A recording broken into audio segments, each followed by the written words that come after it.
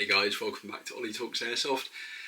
Today is going to be a bit of an update video on two fronts. So first I'm going to give you a bit of an update on what's been happening with my cancer, and apologies for not giving an update sooner, but it has been it's been quite tough the last month really, or since the last chemo session. I've currently I did my chemo session number 5 yesterday, which was Tuesday the 7th of May, and basically the previous chemo, just my sickness was getting worse, my nausea was getting worse, and so by the time it got round to chemo number 5, which I did yesterday, I'd lost about 1.5 kilos. It's about half a kilo a week because I do chemo every 3 weeks. So that wasn't really good, but it's because I'd basically had I've been being sick a lot, and so I told my consultant, and they've given me some different anti-sickness medication, but I've still got my trusty bucket next to me. I've got one in every room pretty much, so whenever I move about I've always got a bucket in case I either feel nauseous or end up throwing up. It was a real shame this month because I had a couple of airsoft things planned, and I don't know, I think it's probably just me getting too excited. Like normally before an airsoft game I get some butterflies because I get excited about it, and I think maybe that like threw my stomach, and just made me just throw up, and then you've got to be careful for a little bit after that. So I told them they've given me some stronger anti-sickness medication, so hopefully over the next few weeks I'm going to be able to try and put that weight back on. But at the moment I'm currently in hour 69 of fasting, so that's all been going well. One of the big problems that you get with chemotherapy that no one ever talks about, and I met a lady 3 weeks ago who was on her very first chemotherapy session. This is something I've actually not suffered too badly with, only suffered really on the first time, but you get diarrhea, so you'll notice my bed behind me I've got a towel on it, and you know, the night after chemo I always sleep with like 2 pairs of pants on kind of thing, because you don't really have full control down there, but luckily because I fast for 48 hours before doing the chemo, there's not really a lot in the system, so it's not really been a problem for me. But I warned this lady about it. I said, you know, wear 2 pairs of pants, put a towel down. You know, I think the first chemo session that I did, I fasted for 24 hours before and 24 hours after, and I did on that night. I was surprised, yeah, I did have a bit of diarrhea during the night. And yeah, I realised as it was happening, I was like, oh my god, you know, you kind of think it's maybe a little fart, but it's really not. So that catches you out, and it's something that everyone's too embarrassed to talk about, but you know, I've just got to be honest with you, just got to tell you what it's like. Also, probably the most important thing has happened recently, which is I had a CT scan a couple of weeks ago, and I'm waiting to get the results back from the scan, which hopefully is going to show that there has been some shrinkage in the tumours. The biggest concern is the liver, because it's like the most under threat at the moment. It's the most damaged. They say, you know, they can't do anything to fix the liver until the bowel cancer is dealt with. And so I'm waiting to hear back, you know, because by now they'll have had the results, and it'll be something called the MDT, which is the multi-disciplinary team or something, or basically it's a group of cancer consultants that get together, look at what's happened, like look at my previous CT results, look at this CT result, see if they think the chemotherapy is doing anything, if there's any kind of shrinkage, or if there's... I was warned that the most likely thing to happen may very well be that it spreads to my lungs, my stomach, pancreas. It's the most likely route. It's the most likely thing to happen.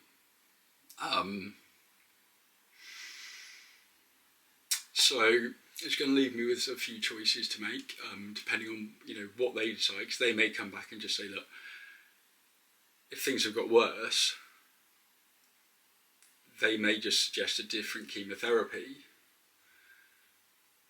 But I don't know what I would choose to do, because when I've been on chemotherapy, I've been really restricted with all the other medication that I can take. So like the turkey tail, mushrooms and lion's mane and things like that to like boost my immunity. And I was having this ASEA stuff, but it was making me feel a bit sick. So I've not really been able to commit to any of these alternative treatments. And people have said about fandamizepam or something like that. I've looked into that. My mum's looked into that as well. Maybe it may be on the cards. Who knows? Everyone tells you about the success stories. No one really talks about the failures, and that's something that I'm quite conscious of. I don't want to fall into that trap. There's 10 stories of people that have said this has saved their lives, but then no one wants to tell the story of when it didn't work. So yeah, I'm pretty aware of that. Sorry, my hands are a bit shaky. That's because it's obviously not eating. They're just having black coffee and water and green tea. But I do have I'm having a roast dinner basically. Like lots of sort of roasted vegetables and carrot, swede, a few, lots of stuff like that. Really looking forward to it. It's always always nice to break the fast and to have something healthy going into the system.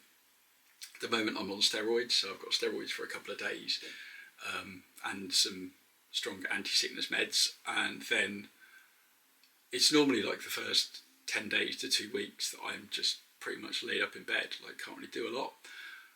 But then after that, I sort of start to get my energy back, and that's my time to like pack the food in, put the weight on, make sure I'm back up to strength.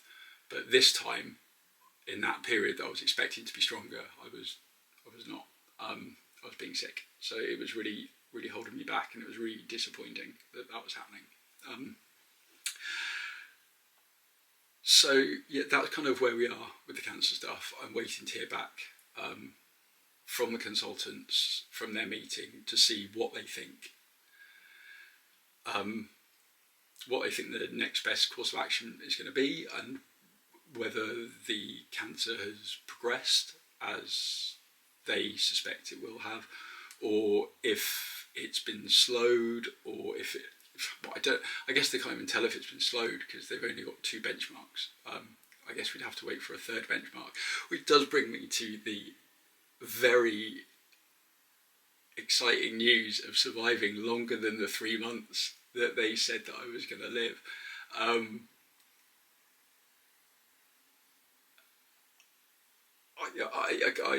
almost can't put into words like counting down to that day and getting past that day was pretty important for me. It's something that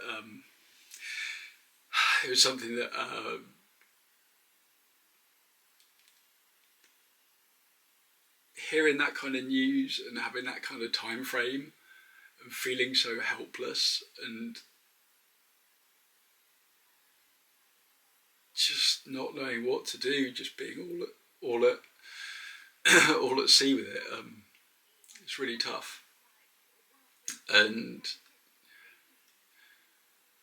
it has been tough for the last 3 months, no doubt. Like I've made so many changes to my lifestyle,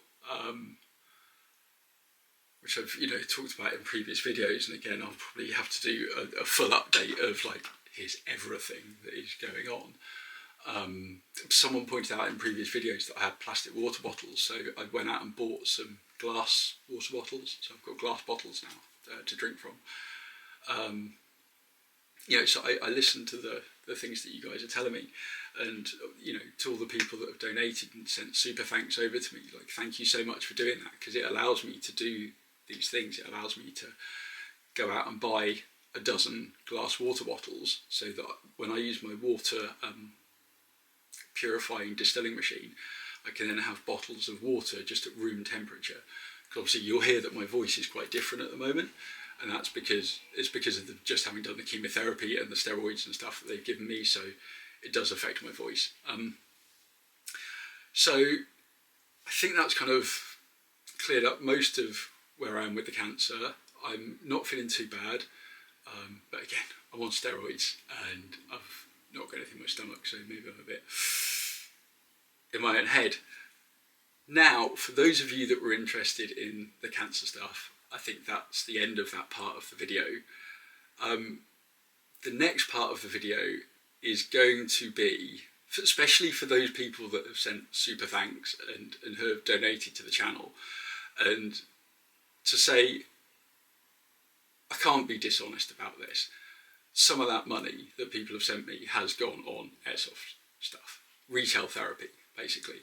And one of the things that it's allowed me to do is start a PDW project for the MWS. And it's underway. So I want to give you guys the first kind of look and some of my thoughts, because I always talk about this, builds do not happen overnight. Oh, you'll also notice here, so this is almost like the importance of having a passion or a hobby. Like, I know that I have terminal cancer. I'm not blind to that. I'm not under any illusions that that's not happening, but you will see a difference when I talk about my passion of how I can't think about the cancer, and that is so important. And that for me, you know, other people, it will be playing the guitar, it will be playing the drums, or, you know, doing painting or something like that, and then you can lose yourself in it.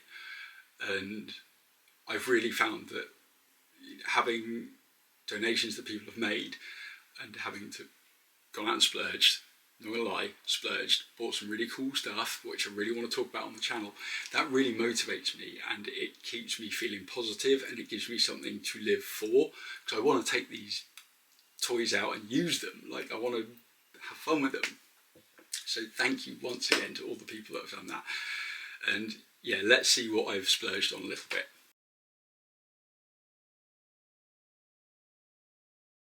Okay, so for YouTube, this is an Airsoft toy. It's not real. It's getting more real parts on it. I probably shouldn't say that at this point, should I? When I've just said it's not real. No, it's getting like hand guards, an upgraded pistol grip, and things like that. But nothing real. It's still a toy. And it can't be made anything else. So the part that I was waiting for from America that I ordered about 2 months ago was this handguard here, and I cannot tell you how good looking this thing is. This is the Atlas S1 7-inch in green by Aero Precision. So it's not a repro, it's a real one. I had to order it from Brownells UK, who get it shipped over. Cost about £200, and this is all to do with my love of putting real steel on an airsoft gun. And the only thing that I had to do was to rethread this upper receiver, and it's the normal, if you buy the mil-spec rethreading tool for an upper receiver, you can get them on eBay, you can get them shipped over from China, they're not that expensive, and it's actually not really rethreading, it's changing the pitch of the thread from being almost a knuckle to just a bit sharper on the back edge, and it means that this rail slips right on. There is a little bit of a gap, which you will probably be able to see. Yeah, you see there's a little bit of a gap there, so not entirely perfect, but when you look, come on camera, focus. Why isn't the camera focusing? Focus. The actual like markings and everything on it. So clean. Wow. I bought a new camera with the hope that it would be able to handle life. Tough. But yeah, the markings on it, super clean, really nice, really lightweight, fits on. Yeah, okay, I know I've got a Russian style suppressor on there, but like how, like look at the brake. Oh my goodness. So I've not timed it correctly yet, because really to time something like this brake correctly, you need a rubber O-ring. And at the moment you may have noticed that at the front of this, one part of it looks slightly burnt. Hopefully you can see that.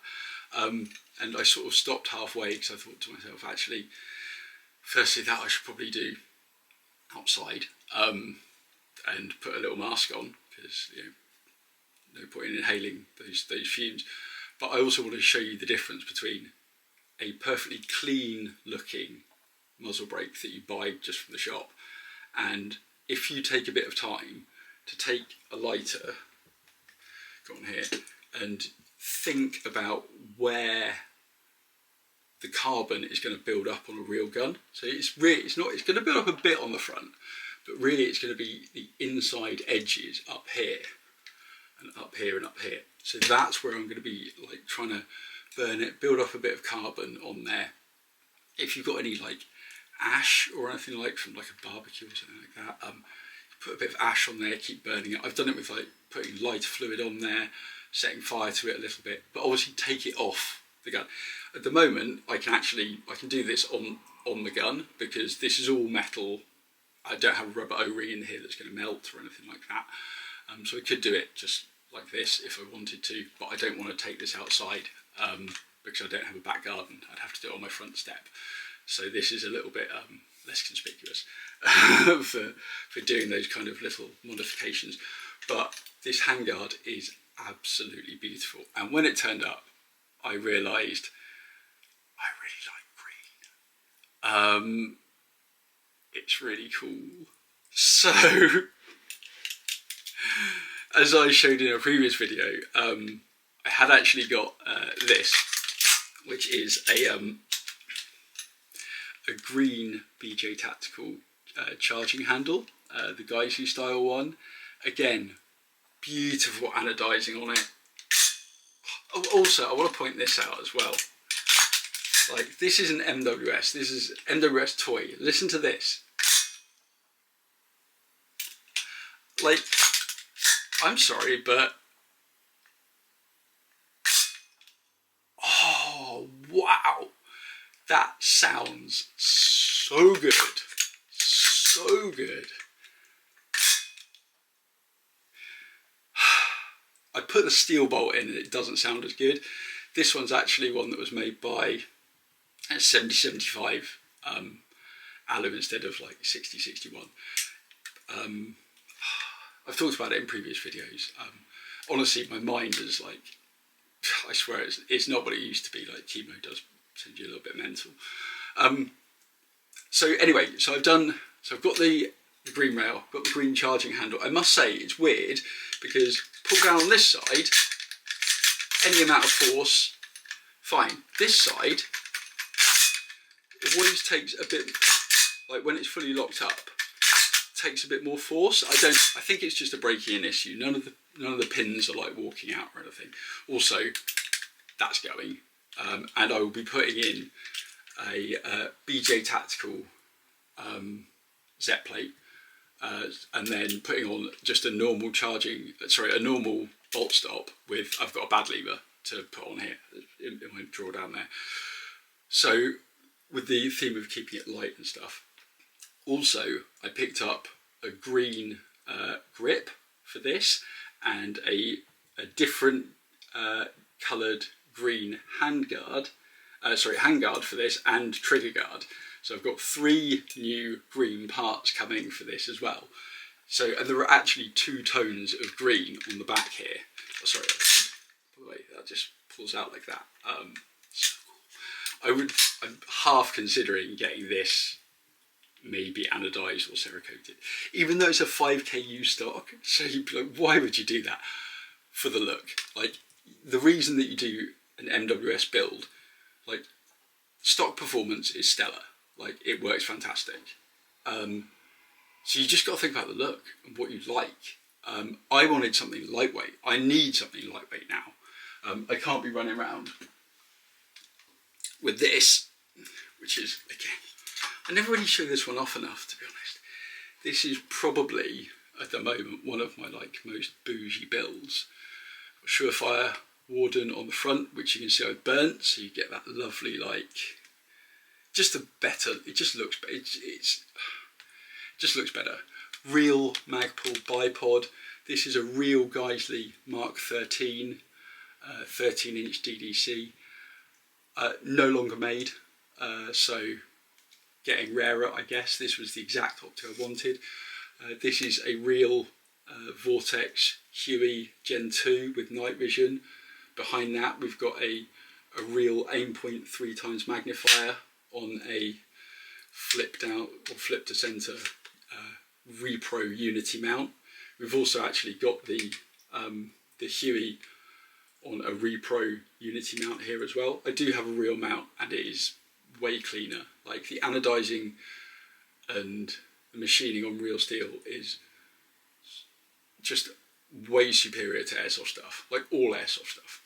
And again, hopefully, if my battery doesn't die, I'll be able to show you that on this PDW build, because I've got a fake Unity mount and I want to dismount the camera and show you the difference in quality between like real steel and even the BJ Tactical, which is very good quality, but it's not up to real steel. And then some of your like more budget and like where does the money kind of go? So I'll be able to show you that, because it's good having two Unity mounts, one real, one fake, because we can side by side them.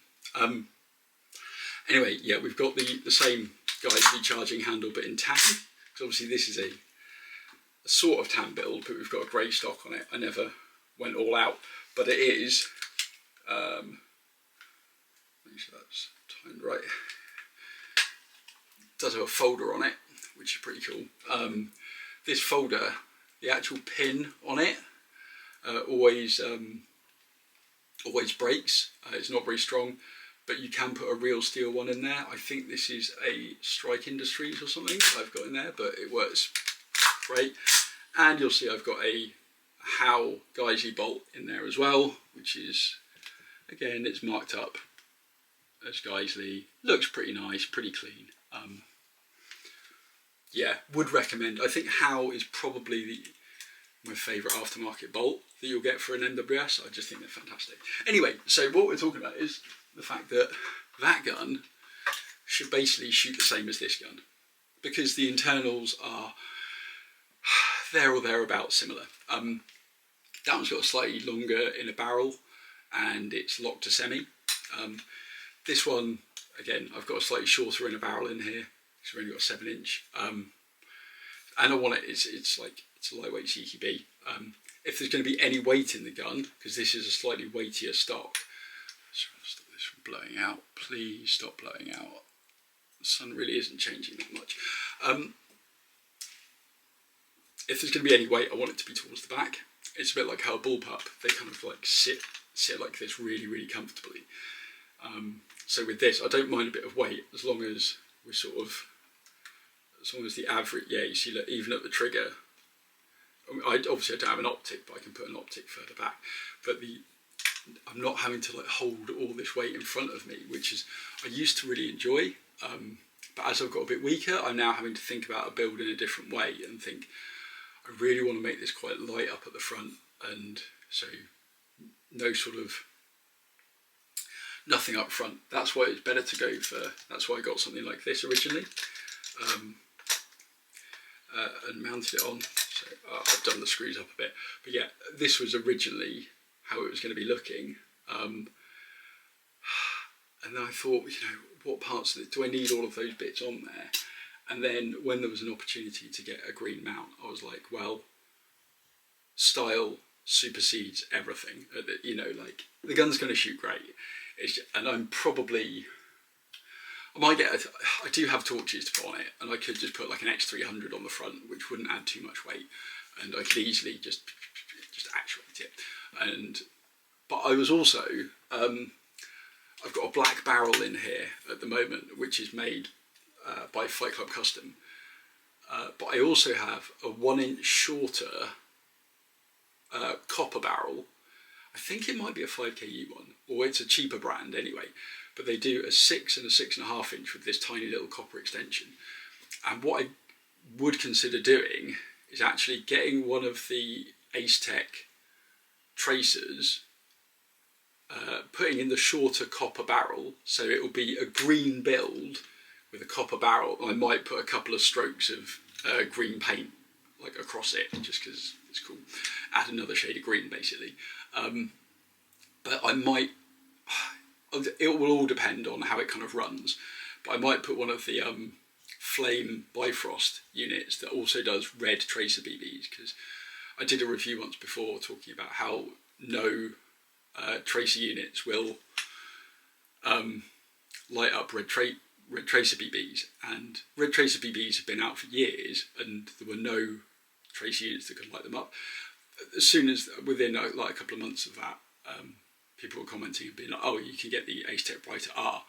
I think they changed the design slightly, but if for whatever reason you can now do red tracers. I've never been able to do that before, so I might pick one up, and they are just thin enough so it'll fit inside this rail, because you may notice that actually on the back edge of here there's a tiny bit of scraping. So I put the copper barrel and I put this on. I was really hoping that it would just be able to make it, but sadly it couldn't, and it scraped a little bit. It scraped the muzzle brake, didn't scrape the rail, because the rail's better quality, it's not a cheap brand. So that's where we are on the PDW build at the moment. I have shot a couple of rounds through it. Yeah, it does shoot. It shoots good. Stock setup. Actually, no, it's not a stock setup. It's a 150mm, I think, in a barrel Crazy Jet 6.04 with a stock Tokyo Marui hop unit, an Omega nub, because I couldn't find my Jaeger Precisions, and a 70 degree Decepticon silicon. This is pinging, like pinging. I shot a few shots with a mag at the longest length I could, and it was like lifting. I don't know what weight was in the mag. I'm assuming it was either going to be 2s or 3 2s, but the hop was on like 5 clicks, and so I know there's flexibility either way. And I'm going to be running like 3 2s and stuff in this anyway, or well, actually no, CQB probably 0.25s, 0.28s, probably around there. So I still need to take it out to somewhere where I've got proper range, like 50-60 meters. That's what I would be expecting out of this length. Let me just grab a tape here.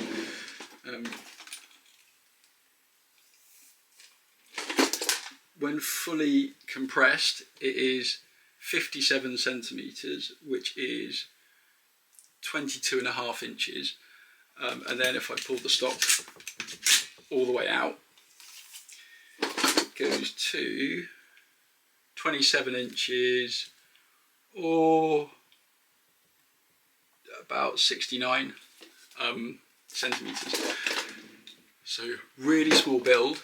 I would be expecting this to still perform in the woodland, but it's easier for me to do CQB, like less sort of tripping hazards, less chance of me messing myself up. I have to worry about these things now. But yeah, so let's move on to the next thing. I did buy another optic, so not just the Huey, which has actually arrived today, I'm playing around with, because I still haven't heard back from EOTech.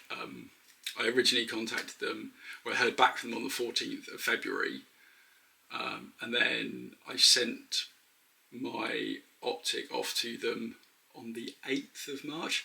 They sent me an email on the 6th of March saying, it's been 2 weeks, you've got 2 weeks to respond. So 2 days later I posted it. It cost me £75 to post that optic. And then I've followed up with them about half a dozen times, but I've literally not had a response from them. I know that they've had the delivery. I've seen that it was signed for. I paid 75 quid for signed for, tracked, traced, full delivery, but I've heard nothing back from EOTech at all. Even though it was a green EXPS2, like not a cheap optic, probably £600 optic, that I saved up for and bought years ago. And yeah, so I've switched over to Vortex because, as you probably all remember, I had my Vortex warranty story. They just get it sorted, and they do, and that's a holographic sight, and the image so far looks cleaner. There is a tint to the glass and stuff, but I mean, I need to use it before I can really talk about it. And as you can see, I put it on something so I can look through magnifiers and things like that. So I'm going to do a bit more playing around with that before I talk about it. But I also got a now discontinued HoloSun 503 GU, I think it was. So I've ordered that, and I'm hoping that that's going to fit, because what I've got here is I've got the only T1/T2 pattern optics that I have are Vortex Crossfires, and I'm lucky enough that I've actually got 2 of them, because I sent a Spark back, Spark 2, and they said we don't do it anymore, so they sent me one of these instead, or the other way around. No, actually I bought another one of these. I sent them Spark 2 and they sent me an AR back. I should have asked for another of these because I prefer these really. If another of these if an AR gets shot out, I'll say, can I have a Crossfire instead? But anyway, so this is a fake Unity mount, not the real deal, although it has markings on it. They are not particularly clean. They do not look particularly good. What is going on with this camera? Stop it, camera. I'm gonna have to get it to, yeah, wow. I thought this Sony camera would be way better. The image quality is better. I hope you guys can appreciate the image quality is better, but it's supposed to have really good auto features and stuff, but it just doesn't seem to be working. Anyway, so despite that it has the holes for the T1 pattern, it doesn't actually, you see that gap underneath? The tapering on this is off. I've tested it on both of the, Vortex are quality optics. They're really good. This is a fake mount off eBay that costs like 30 quid. So if one of these is off, it's not Vortex. It's not Vortex that's off on this. See, it looks like it's married up until you get it to the right bit, and then you see, yeah, look, there's that gap.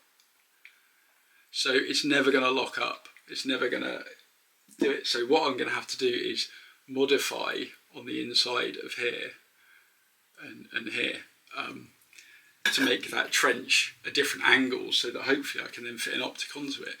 I'm half tempted to wait for the HoloSun to turn up to see if it'll fit with that, so I might hold fire on doing any filing or anything, see if the HoloSun fits, and who knows, it's all experimenting.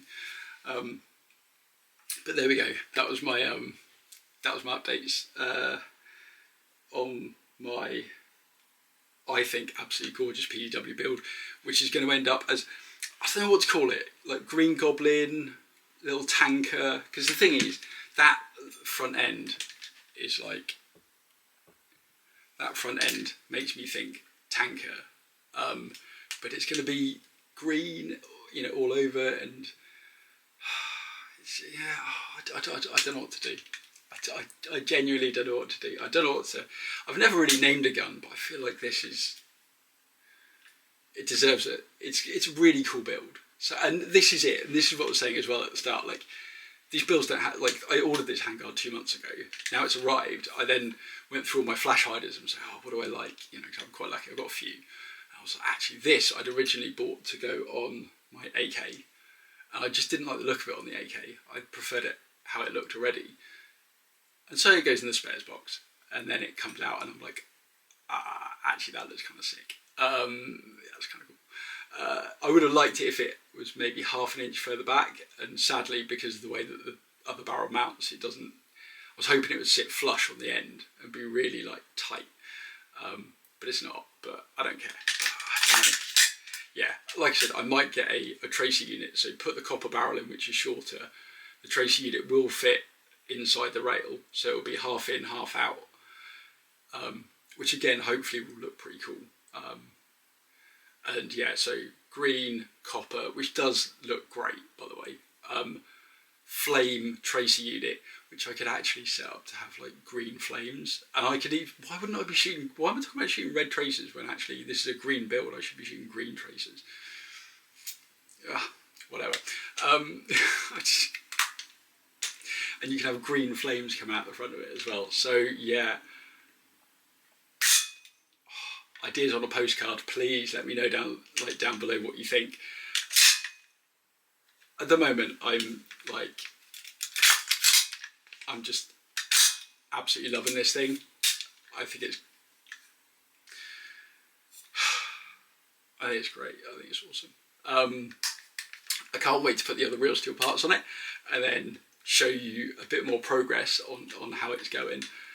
But yeah, at the moment, so excited for this and excited to get the new optic, test it out on here, see if it works. Yeah. Anyway, guys, thank you so much for spending your time with me. If you came for the cancer stuff, I really hope that you stayed on with some of the airsoft stuff. I know some people have said that they've watched the videos and it's got them a bit more interested in airsoft and things like that. So that always, when I'm having those tough weeks, like I've had a tough month, like reading some of those comments, and apologies that I don't get to respond to everyone. I miss a lot, to be honest, especially when there's a bunch of comments and stuff come in. I want to respond to everyone, but it's just hard. It's tough. I know you guys understand that, so, and I really appreciate the fact that you've stuck with me and you have been so understanding with everything. So once again, thank you so much. Thanks for spending your time with me. I love that you have. I love that so many people have found the channel, and I appreciate all the time, all of the comments, and everything that you're giving me, all the support. And that's all I wanted from the first video.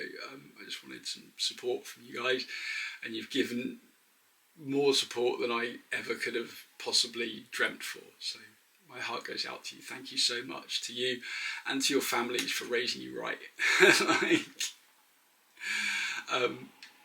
Thank you so much. Right, we'll leave it there, and I will see you hopefully on the next video with a bit more of an update. So there'll be a bit more of an update with hopefully results of CT scan. I'll let you know if it's gone well or if it's gone badly. I'll just straight up tell you what's going on.